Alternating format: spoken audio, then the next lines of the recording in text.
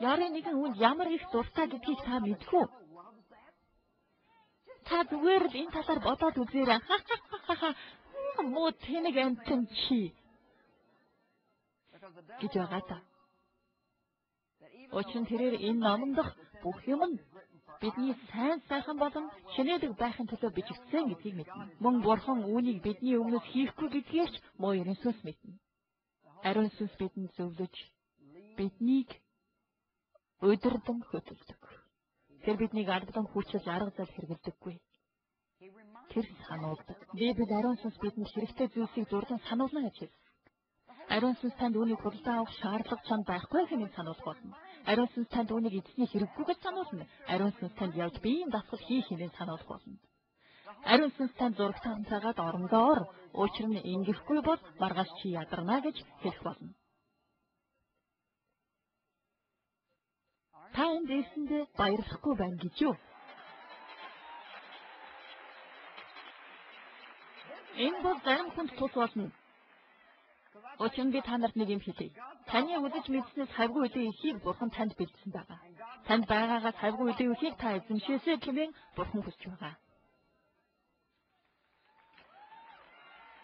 Гэвч та одоо байгаагаа захин зохистой эзэхгүй юм бол тэр яалтаж тань дахиад л дэмий үрж алдах өөр юм нэмж өгнө гэж.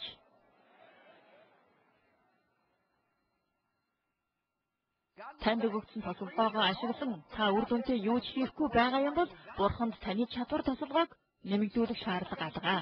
Таны өмнө одоо нээлттэй байгаа боломжийн үүд хаалгаар та нэвтрэн орлыг хичээх ч үгүй байгаа бол тэр танд нэмж боломж тавьж өгөхгүй.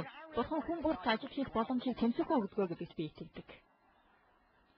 Бусд нь амьдралын арын суудалд хаа нэгтэй шивдэн сууж байхад Бурхан эвэлтэж онцгой хэрэгтэй хийдхэн дархлагдсан хүнээс шилж аваад зөвхөн тэдэндээ хайр хэвшгээ хүртээдгээ гэдэгт би үнэхээр итгэхгүй байна. Христэд итгэж хүн бүр агуу сайхнаар аж төрнө гэдэгт би итгэдэг. Энэ нь бид асуудалтай тулгахгүй гэсэн үг биш. Харин өрөөгдсөн гэдэг нь зовлон бэрхшээлийг даван туулахад төвшөлгүй явж хэргийн нөгөө талд явж гардаг хүмүүсийг хэлдэг юм. Эсвэл хүмүүс зааса энэ ч дэндүү хэцүү юм аа. Энэ үнэхээр хэцүү юм. Энэ ямар их хүнд хэцүү юм бэ? Намайг муу ерэн сүнс уруу татахгүй байсан бол сайхнаа энэ чинь ёрын сүнснээс болж байхгүй юу? Ёрын нэгэн зүгээр л намайг тайван орхичихвол гэх хүн олонтой байдаг.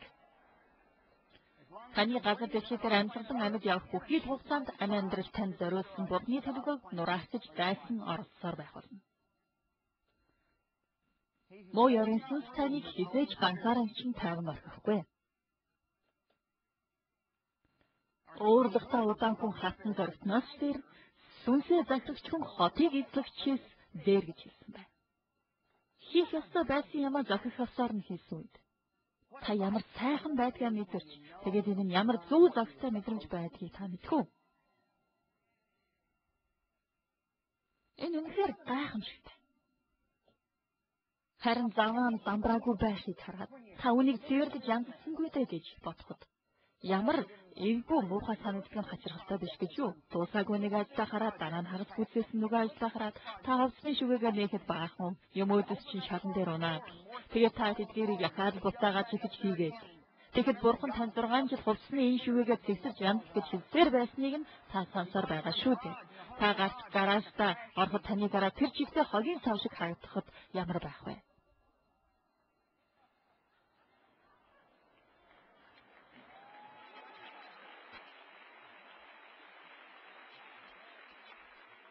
Юу гэдгийг та мэдэх үү? Би та нарыг өөрийнхөө талаар сайхан мэдрэмж бодолтой байгаасаа гэж хүсэж байна. Та яг нэг юмд хүрэх гэж байна хэмээн. Хамтдаа өөрийгөө хүч чадалтай гэдгээ мэдрээсэй гэж би хүсэж байна. Хэрвээ та нар ариун сүнсийг сонсож эхлэхгүй бол түүний хий гэснийг хийхгүй юм бол хизээж өөртөө итгэх тэр жинхэнэ бат итгэлийг олж авахгүй. Мөн Бурхан биднийг зоригтой болгосон тэр хэмжээнд нь бид хизээж хүрч чадахгүй юм аа. Танд баярлалаа Есүс. Мөн бидний зурагтаар үзэж байгаа хүмүүсээ би та нарт ч гэсэн хандан хэлж байна. Би цаглаг бат болон өөрийгөө захирах байдлын талаар ярьж байгаа учраас л зурагтаа битгий унтраагаарай. Та битгий тэгээрэй. Үнэн дээр хэрвээ та хүсвэл та суугаа сольж болно л та. Гэхдээ би тэр нөгөө суугаар ч гарч болох юм аа.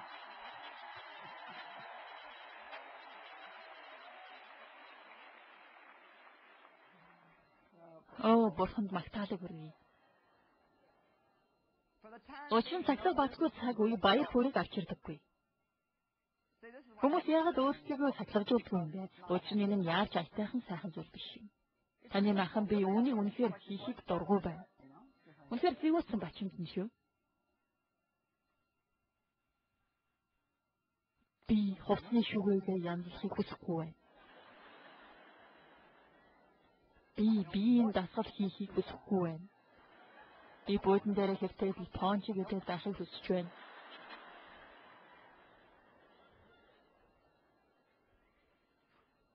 Би өнөөдөр гэрээ цэвэрлэхийг хүсэхгүй байна.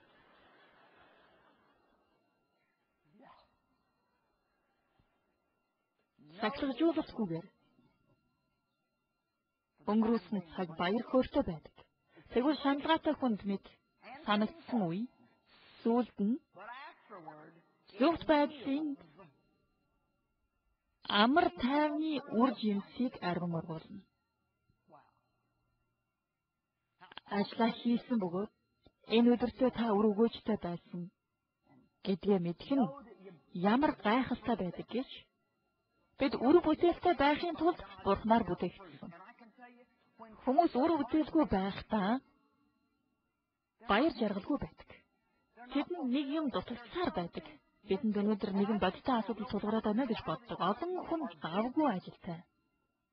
Мэд байдаг ч тэд үр бүтээлгүй хэвээрээ байна гэж би бодож байна. Олон хүн өдөржингөө завгүй байсаар байсан хэрнээ эцэст нь тэд жоохон юу хийж бүтээснээ танд хэлж чаддаггүй шүү дээ. Үүний нэг шалтгаан нь Амоёр Иесус баахан тэмээ тэнэг зүйлээр юм уу? Тэр бичээхэд хүмүүсээр дамжуулан бидний цагаас сулгаадаг. Тиймээс бид үгүй гэж сонсох дургүй хүмүүст хүртэл үгүй гэж хэлж өөрсдөө сахилгажуулж сурах хэрэгтэй юм аа. Бурхан зөвхөн танаар хийх зүйл бие бөгөөд өдөр бүр таныг хүлээсэн ажил байдаг гэжээ. Харин Амоёр Иесус таныг дамаад чинь эргүүлэн буцаахын тулд өөр хүмүүсийг эдгээр дандаа чинь тавьсаар байх болно. Тэд битгийхэл хэрэг сэтгэлтэй холбоотой зүйл мэд харуулж, за одоо тэдэнд тусламж хэрэгтэй гэдгийг чи мэднэ үстэй гэж. Хэрвээ та хэн нэгэнд 10 жилийн турш тусламж үзүүлсээр байгаа хэрнээ таны тусламж тэдэнд юм шинэлгүй байвал та өнөөдөр ичгэлтэй авно. Тэд тусламжийг огтхон ч хүсээгүй юм байна. Би энэ ичгэлтийг нодноо авсан юм аа. Энэ нь үргэлж тусламж шаардлагатай боловч хичнээн тэдэнд тусалсан ч хизээч энэ тусламжийг аваагүй мэт жишинчгүй байгаа хүмүүст туслахаа болдог гэсэн шийдвэртэй адил юм. Үүний хэрэгтэй тэд туслахыг хүсээгүй юм аа. Тэд зүгээр тулгамдсан асуудлынхаа талаар тооцсон ярихыг л хүсэж байгаа юм. Моёрын сүнс тэдний амьдралын эрч хүчийг сарвчид мэт ашиглаж байгаа юм. Тэд зүгээр тань дээр ирээд тэгээд танаас юм бүхнийг тэр чигтэн сороод авсан юм шиг болдог. Тэгвэл миний амьдралд ямар нэгэн зүйлийг нэмж нэмэр болдог хүмүүсийн дэргэд байхыг би хүсэж байна. Амен. Тэгэхээр та ахиж тэдэнд ашиглуулахгүй байхаар шийдсэн учраас таныг өөдгөө гэж бодох тэр хүмүүсээс чолдож зайгаа барих нь бас цаглан бат юм шүү. Танд нэг зүйлийг хэлье. Таны амьдрал, таны ирээдүй болон таны хувь заяанд бооцоо тавьсан байгаа шүү. Таны хувь заяа буюу Бурханаас танд өгөгдсөн хувь заяаг таны ирээдүйг хулгайлах эрх хинч байхгүй. Бурхан үгүй гэж байгаа юмд та